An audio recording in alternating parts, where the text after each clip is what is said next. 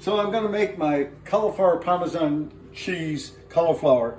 And the first thing we're gonna do is we're gonna take the cauliflower and put it in boiling water for about 3 to 4 minutes. I just wanna get it parboiled enough to get it softened so it doesn't take so long to put it in the oven to finish off. So what I've done is I flipped it upside down, and the reason is because it wants to float, and this way it'll cook everything. We're gonna bring it back up to a boil here. So I pulled it out of my water and I want to get it dry, so I'm just gonna pick up all the water for it. Is I have a cup of mayo in here, and I'm gonna put about a cup of Parmesan cheese, stir it up together, then I'm just gonna coat it good.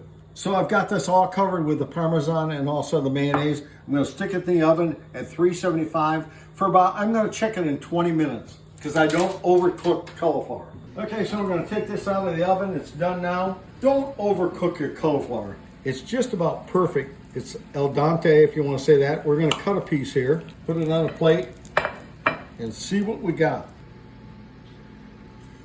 OMGs, is that good? Do me a favor, become my best friend. Like and follow.